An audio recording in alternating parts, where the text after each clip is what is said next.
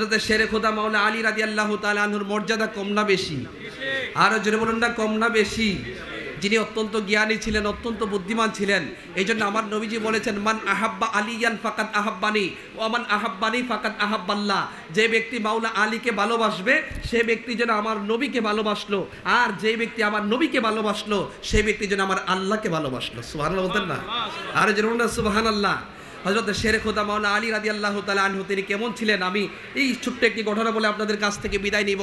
আল্লাহর হাবিব সাল্লাল্লাহু আলাইহি ওয়াসাল্লাম তিরমিজি শরীফের মধ্যে বাবু মানাকিবা আলী, সেখানের মধ্যে এই হাদিসটি এসেছে হযরত আব্দুল্লাহ ইবনে ওমর রাদিয়াল্লাহু তাআলা আনহু থেকে, যেই হাদিসটি বর্ণিত হয়েছে। একবার আল্লাহর হাবিব সাল্লাল্লাহু আলাইহি ওয়াসাল্লাম সাহাবায়ে কেরামদের মধ্যে আমার নবীজি ভ্রাতৃত্বের বন্ধন সৃষ্টি করে দিচ্ছেন। আমার নবীজি প্রত্যেক সাহাবায়ে কেরামদের মধ্যে ভ্রাতৃত্বের বন্ধন, ভাই ভাই এইরকম একটা ভ্রাতৃত্বের বন্ধন সৃষ্টি করে দিচ্ছেন। তখন ওই মজলিসের মধ্যে হযরতে মাওলা আলী রাদিয়াল্লাহু তাআলা আনহু ছিল।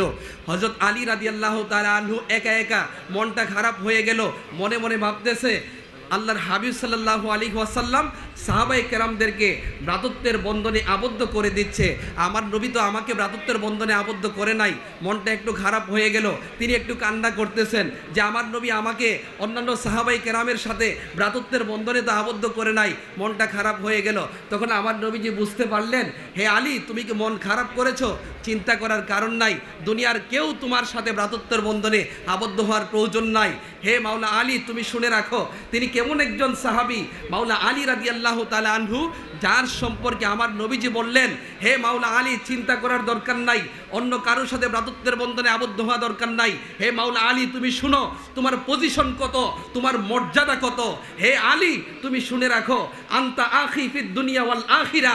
হে আলী তুমি হচ্ছে দুনিয়া আখিরাতে আমার ভাই। জোরে কোন সুবহানাল্লাহ, আর জোরে বলুন না সুবহানাল্লাহ। আজকে আমরা হযরতে শেরে খোদা মাওলানা আলী রাদিয়াল্লাহু তাআলা আনহুর কনফারেন্সে আজকে আমরা যারা এসেছি আমরা অনেক ভাগ্যবান। তিনি এমন একজন সাহাবী ছিলেন যিনি আমার নবীজির আহলে বায়াতের সদস্য ছিলেন। সুবহানাল্লাহ বলতেন না? আর জোরে বলুন না সুবহানাল্লাহ। আমার নবীজির আহলে বায়াতের সদস্য ছিলেন মাওলানা আলী রাদিয়াল্লাহু তাআলা আনহু। যখন কুরআনুল কারীমের একটা আয়াত, যেই আয়াতটি হচ্ছে কুল্লা আসআলুকুম আলাইহি আজরান ইল্লাল মাওয়াদ্দাতা ফিল কুরবা, হে নবী আপনি বলে দিন আমি তোমাদের কাছে কোনো কিছু চাই না, আমার নিকট আত্মীয় স্বজনদের ভালোবাসা ব্যতীত। এই আয়াতে কারিমা যখন নাজিল হয়ে গেল, সাহাবায়ে কেরাম বললেন, কালু ইয়া রাসূলুল্লাহি মান কারাবাতুকা হাউলাইল্লাযিনা ওয়াজাবাত আলাইনা মাওয়াদ্দাতুহুম। ইয়া রাসূলুল্লাহ, ইয়া হাবিবাল্লাহ, আপনার নিকট আত্মীয় কারা যাদেরকে মহব্বত করে আল্লাহ পাক আমাদের জন্য ওয়াজিব করে দিয়েছেন। ইয়া রাসূলুল্লাহ, ইয়া হাবিবাল্লাহ, আপনার নিকট আত্মীয় কারা? তখন আমার নবীজি বললেন, আমার নিকট আত্মীয় হচ্ছে আলীগুন ওয়া ফাতেমাতু ওয়া আবনাহুমা রাদিয়াল্লাহু তাআলা আনহুম। এক নম্বর হচ্ছে মাওলা আলী, দুই নম্বর হচ্ছে মা ফাতেমা রাদিয়াল্লাহু তাআলা আনহা, তিন নম্বর হচ্ছে হযরতে ইমাম হাসান রাদিয়াল্লাহু তাআলা আনহু, চার নম্বর হচ্ছে হযরতে ইমাম হুসাইন রাদিয়াল্লাহু তাআলা আনহু। এরাই হচ্ছে আমার নিকট আত্মীয়, আর এরাই হচ্ছে আহলে বায়াত। জোরে বলুন সুবহানাল্লাহ। এই জন্য আমার নবীজির সাহাবায়ে কেরামদেরকে ভালোবাসতে হবে কি হবে না? আরো জোরে বলুন না, নবীজির সাহাবায়ে কেরামদেরকে ভালোবাসতে হবে কি না? এই জন্য আমার নবীজির সাহাবায়ে কেরামদেরকে ভালোবাসতে হবে। প্রিয় নবীর সাহাবায়ে কেরামদেরকে ভালোবাসতে গিয়ে আমরা যেন বাড়াবাড়ি না করি, আমরা যেন সীমালঙ্ঘন না করি, আমরা যেন কোনো সাহাবায়ে কেরামের সমালোচনা না করি, আমরা যেন নবীজির সাহাবায়ে কেরামদেরকে ভালোবাসি। আল্লাহ রাব্বুল আলামিন পবিত্র কোরআনুল কারীমের মধ্যে বলেছেন, রাদিয়াল্লাহু আনহু ওয়া রাদওয়ান। আল্লাহ রাব্বুল আলামিন সাহাবায়ে কেরামের উপর সন্তুষ্ট হয়েছেন এবং সাহাবায়ে কেরামও আল্লাহ রাব্বুল আলামিনের উপর সন্তুষ্ট। জোরে বলুন সুবহানাল্লাহ। এই জন্য আমার নবীজির সাহাবায়ে কেরামদেরকে ভালোবাসতে হবে। প্রিয় নবীর কোনো সাহাবায়ে কেরামদেরকে গালমন্দ করা যাবে না, প্রিয় নবীর কোনো সাহাবায়ে কেরামের সমালোচনা করা যাবে না। আমরা শেরে খুদা মাওলা আলী, বড় আফসোস লাগে, দুঃখ লাগে, আজকে অনেকদিন পরে আমরা দেখি আমার নবীর সাহাবায়ে কেরামদেরকে ভালোবাসে মহব্বত করার কথা বলে অনেকে সাহাবায়ে কেরামদের সম্পর্কে গালমন্দ করে, অনেকে সাহাবায়ে কেরাম সম্পর্কে বিশুদ্ধার করে। আল্লাহ পাক যেন এই সমস্ত যারা বিশুদ্ধার করে, সমালোচনা করে, এই সমস্ত বিষয়গুলো থেকে যেন আমাদেরকে হেফাজত করে। আমিন বলেন। আমার নবীজির অন্যতম সাহাবী যার নাম হচ্ছে আমার নবীজির অন্যতম সাহাবী হযরতে মাওলা আলী রাদিয়াল্লাহু তাআলা আনহু। আমরা হযরতে মাওলা আলী রাদিয়াল্লাহু তাআলা আনহুকে মহব্বত করি, ভালোবাসি, যাদের অন্তরের মধ্যে আমার নবীর প্রেম রয়েছে, আমার নবীজির সাহাবায়ে কেরামের প্রেম রয়েছে, তারা সকলেই প্রত্যেক সাহাবায়ে কেরামদেরকে মহব্বত করে ভালোবাসে। আমার নবীজির অন্যতম সাহাবী যার নাম হচ্ছে হযরতে আমির মুআবিয়া রাদিয়াল্লাহু তাআলা আনহু।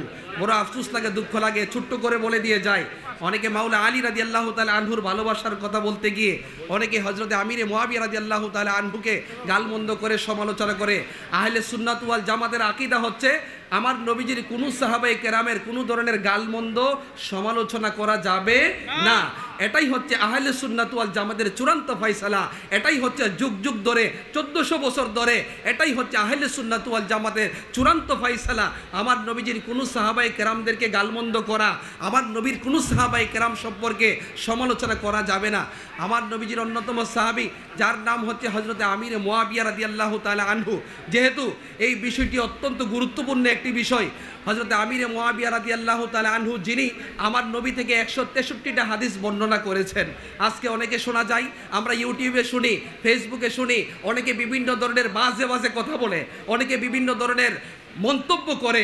হযরতে আমির মুআবিয়া রাদিয়াল্লাহু তাআলা আনহু তিনি এমন একজন সাহাবী ছিলেন যিনি আমার নবী থেকে 163টি হাদিস বর্ণনা করেছিলেন। এবং বুখারী শরীফের মধ্যে যাকে বলা হয়েছে আমিরুল মুমিনিন, যাকে মুস্তাহিদ বলা হয়েছে, যাকে ফকি বলা হয়েছে, তিনি এমন একজন সাহাবী ছিলেন যার বোন হযরতে উম্মে হাবিবা রাদিয়াল্লাহু তাআলা আনহাকে আমার নবীজি শাদী করেছিলেন। জোরে বলুন সুবহানাল্লাহ। তিনি হচ্ছেন হযরতে আমির মুআবিয়া রাদিয়াল্লাহু তাআলা আনহু। তিনি এমন একজন সাহাবী ছিলেন যার থেকে হযরতে আব্দুল্লাহ ইবনে আব্বাস রাদিয়াল্লাহু তাআলা আনহু হাদিস বর্ণনা করেছেন, যার থেকে হযরতে আব্দুল্লাহ ইবনে ওমর রাদিয়াল্লাহু তাআলা আনহু হাদিস বর্ণনা করেছেন, যার থেকে হযরতে আবু দারদা রাদিয়াল্লাহু তাআলা আনহু হাদিস বর্ণনা করেছেন। এবং আমার নবীজির অন্যান্য সাহাবায়ে কেরামগণ যার থেকে অসংখ্য হাদিস বর্ণনা করেছেন। জোরে বলুন সুবহানাল্লাহ। তিনি এমন একজন সাহাবী ছিলেন আমার নবীজি যার জন্য দোয়া করেছেন, আল্লাহুম্মা জাআলহু হাদিয়াম মাহদিয়ান ওয়াহদি বিহি। হে আল্লাহ, আপনি হযরতে আমির মুআবিয়াকে পথ প্রদর্শনকারী, পথ প্রদর্শক এবং তার দ্বারা অন্যকে পথ প্রদর্শন করেন। জোরে বলুন সুবহানাল্লাহ। আমার নবীজি দোয়া করেছেন, শুধু তাই নয়, আমার নবী আরও বলেছেন, আল্লাহুম্মা আল্লিম মুআবিয়াতা কিতাবা ওয়াল হিসাবা ওয়াকিহিল আযাবা। আমার নবীজি বলেছেন, হে আল্লাহ, হযরত আমিরে মুআবিয়াকে আপনি কিতাবের জ্ঞান, আপনি গণিত শাস্ত্রের জ্ঞান এবং আপনি তাকে জাহান্নাম থেকে আপনি তাকে মুক্ত করুন। আমার নবীজি দোয়া করেছেন এবং তার জন্য ফরিয়াদ করেছেন। অনেক হাদিসের মধ্যে এসেছে, যেই হাদিসটি বুখারী শরীফের মধ্যে এসেছে, আমার নবীজি বলেছেন, আউয়ালু জাইশিন মিন উম্মতি ইয়াকজুনাল বাহরা ফাকাদ আউজাবু। আমার নবীজির একটি হাদিসের মধ্যে এসেছে বুখারী শরীফের মধ্যে, যেই বুখারী শরীফ সম্পর্কে মুহাদ্দিসিনে কেরামগণ বলেছেন, আসাহুল কুতুবি বাদা কিতাবিল্লাহি সহিয়াল বুখারী। আল্লাহর কিতাবের পরে আসমানের নিচে এই জমিনের উপরে যদি কোনো বিশুদ্ধ হাদিসের কিতাব থাকে, ওই কিতাবের নাম হচ্ছে বুখারী শরীফ। জোরে বলুন সুবহানাল্লাহ। ওই বুখারী শরীফের মধ্যে একটা হাদিস আসছে, আমার নবীজি বলেছেন, আউয়ালু জাইশিন মিন উম্মতি ইয়াকজুনাল বাহরা ফাকাদ আউজাবু। আমার নবীজি বলেছেন, আউয়ালু জাইশিন মিন উম্মতি, আমার উম্মতের মধ্যে সর্বপ্রথম যারা সামুদ্রিক যুদ্ধে অংশগ্রহণ করেছে তারা সকলেই জান্নাতি। এই হাদিসের আলোকে দেখা যায় হযরতে আমিরে মুআবিয়া রাদিয়াল্লাহু তাআলা আনহু যিনি সর্বপ্রথম সামুদ্রিক যুদ্ধে অংশগ্রহণ করেছিলেন। জোরে বলুন সুবহানাল্লাহ। এই জন্য প্রিয় নবীর কোনো সাহাবায়ে কেরাম সম্পর্কে সমালোচনা করা যাবে না। সাহাবায়ে কেরামদেরকে ভালোবাসতে হবে, সাহাবায়ে কেরামদেরকে মহব্বত করতে হবে। এই জন্য হাদিস শরীফের মধ্যে এসেছে, আমার নবীজি বলেছেন, মান সাব্বা আসহাবি ফালাইহি লানাতুল্লাহি ওয়াল মালাইকাতি ওয়ান নাসি আজমাইন। যেই ব্যক্তি কোনো সাহাবায়ে কেরামদেরকে গালি দিবে, যেই ব্যক্তি কোনো সাহাবায়ে কেরামের সমালোচনা করবে, তার উপরে আল্লাহর লানত, ফেরেশতার লানত এবং সমস্ত মানুষের লানত। এই জন্য সাহাবায়ে কেরামের গালমন্দ থেকে আমাদের বিরত থাকতে হবে। অনেক হাদিসের মধ্যে এসেছে, আমার নবীজি বলেছেন, ইজা সুব্বা আসহাবি ওয়া জাহারাতিল ফিতানু আবিল বিদউ লাম ইউজহিরিল আলিমু ইলমাহু ফালাইহি লানাতুল্লাহি ওয়াল মালাইকাতি ওয়ান নাসি আজমাইন। আল্লাহ রাব্বুল আলামিন যেন আমাদের সকলকে প্রিয় নবী সাল্লাল্লাহু আলাইহি ওয়াসাল্লামকে ভালোবাসার, আমার নবীজির সাহাবায়ে কেরামদেরকে আদর্শ অনুযায়ী আমাদের জীবনকে অতিবাহিত করার এবং আমার নবীজির প্রত্যেক সাহাবায়ে কেরামদেরকে তাজিম করার, সম্মান করার আল্লাহ পাক যেন আমাকে আপনাকে সকলকে যেন তৌফিক দান করেন এবং আহলে সুন্নাত ওয়াল জামাতের উপরে অবিচল থাকার আমাদের সকলকে যেন আল্লাহ পাক তৌফিক দান করেন। এই আশা ব্যক্ত করে আমি আপনাদের সামনে থেকে এখনই বিদায় নিচ্ছি। আসসালামু আলাইকুম ওয়া রাহমাতুল্লাহি ওয়া বারাকাতুহু।